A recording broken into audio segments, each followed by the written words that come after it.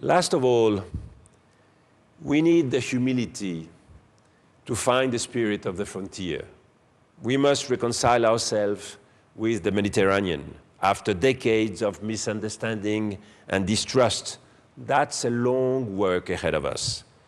We must also redefine our ambitions on environment. Despite the failures of Cancun, despite the failures of Copenhagen, we must act and put green technologies ahead on our agenda. It's a field of real exemplarity of the European Union.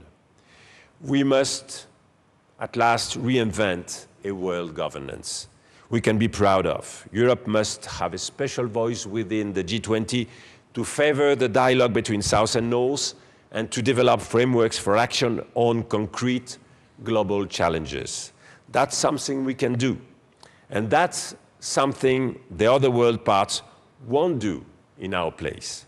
It is an inheritance of our history. My third message and last message is that we should be confident and seize the new opportunities of the world. This means count only on your own forces. To do so, I'm convinced we need a three-point strategy. The first point is we should give more protection to our people from the world. This means a new philosophy for our economy. The rules of fair competition are not a gospel. They harm us in the new world because we lose a lot of energy restraining ourselves. I have witnessed this as a Prime Minister when we had to lead tough discussions with Brussels so as to protect our industrial forces for our exports. It's an issue today for all great sectors, whether we speak about defense, aeronautics, infrastructure. What happens elsewhere? Great champion firms get protection within their inner markets until they are big enough to spread their wings and fly off to the world. That's what's happening in China. We prefer binding the wings together. It's an absurd thing to do.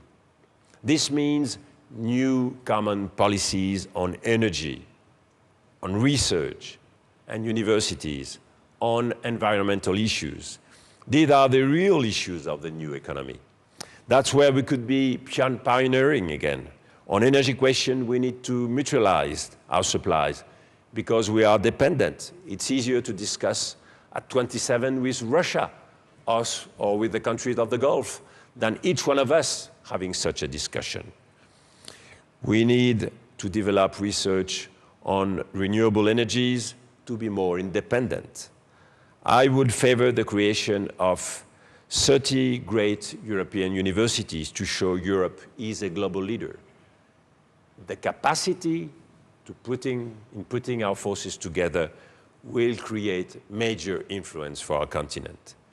We then need to become too big to fail. Europe is today too small.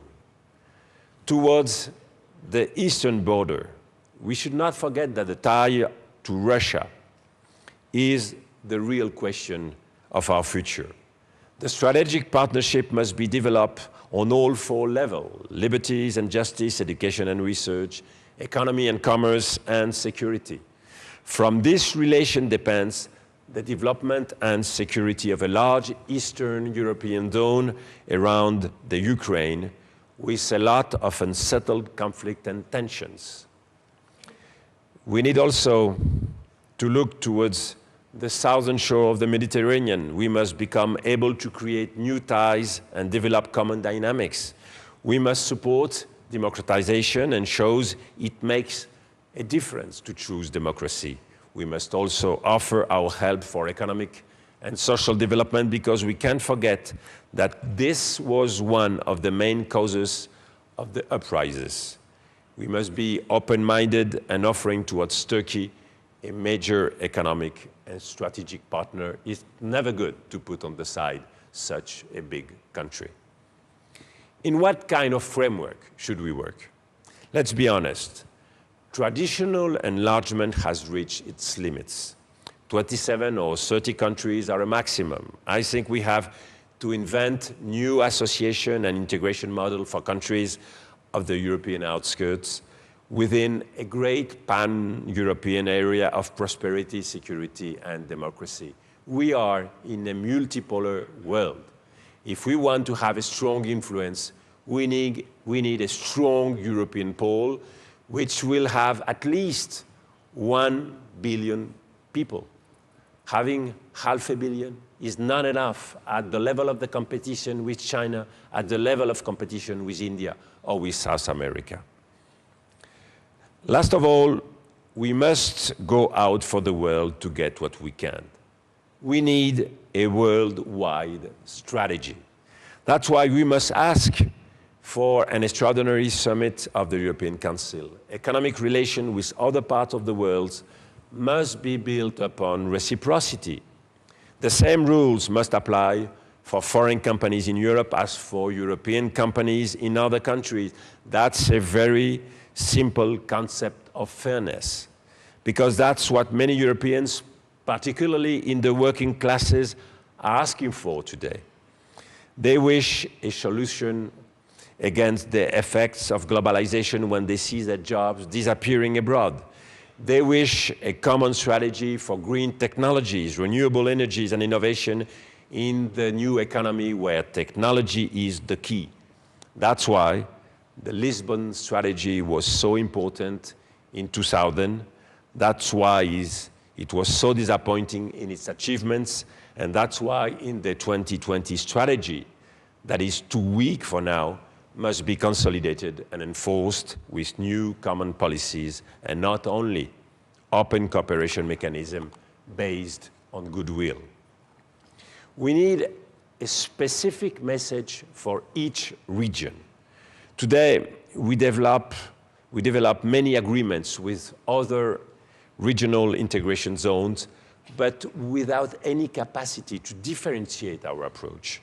We must be able to propose different things, different perspectives to different parts of the world. In Latin America, for example, there is a great disappointment with what Europe is giving. We are not taking advantage of our common history and our cultural ties, particularly with Spain, Portugal, with French being so present in the Caribbean. Being confident also means taking the world as it really is, not as we'd like it to be. Let's see things as they are. Europe has a big problem understanding the world and looking at the world.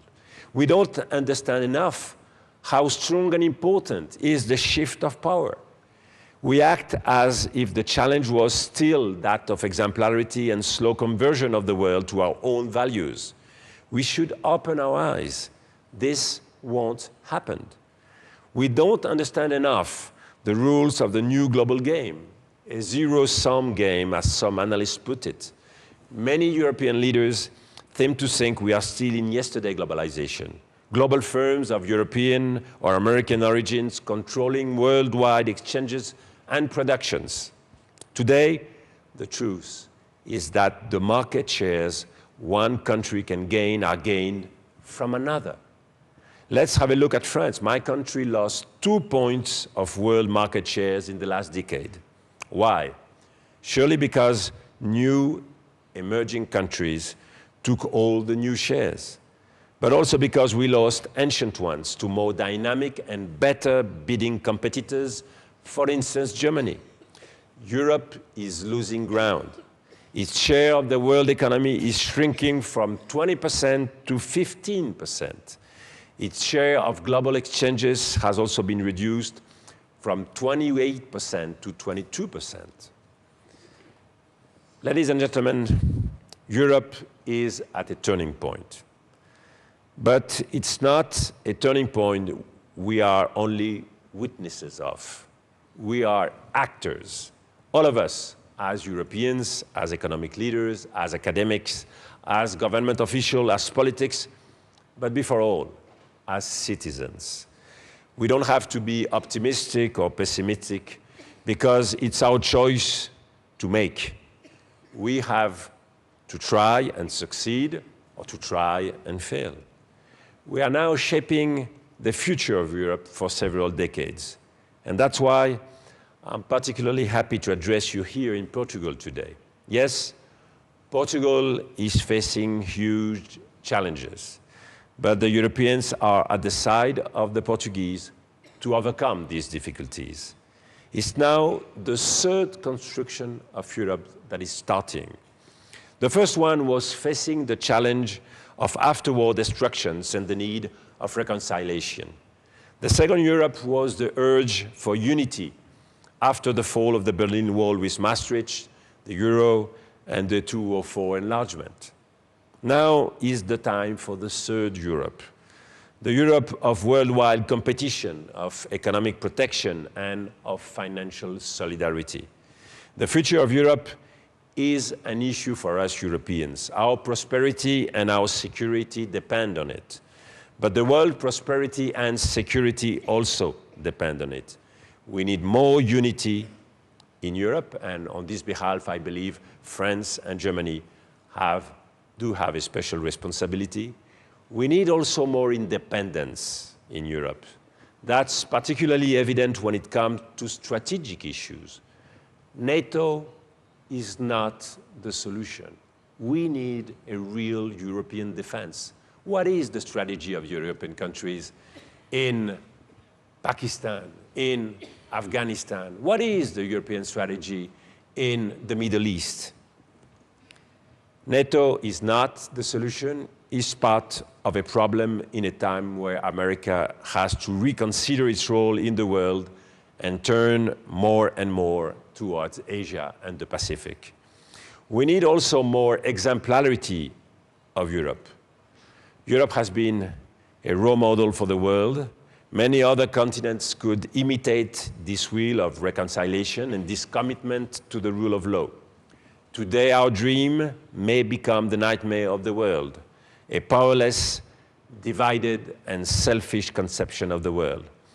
Last of all, we need more solidarity in Europe to get back to the original source of European construction. The founding fathers decided to build upon what they call concrete solidarities, concrete projects. Today, the euro is the strongest concrete solidarity on our continent. It's a source of stability and credibility worldwide. It has been a protection and a symbol. Today, some would like to destroy the existing model. There are two kinds of them. Those who think the euro is over and each nation should go back to its national currency. This is not a responsible solution because it will mean more debts, more inflation, more protectionism within Europe. In a world, it will be the failure of the European project. The others want a controlled euro in which solidarity could be only a word and domination the reality. You can't decide for others what's good for them. That's why it is an emergency for us today to build a common democratic path towards an economic and financial governance of the Eurozone. That's what France has been battling for since many years. That's what other countries now must try to achieve together. Thank you very much.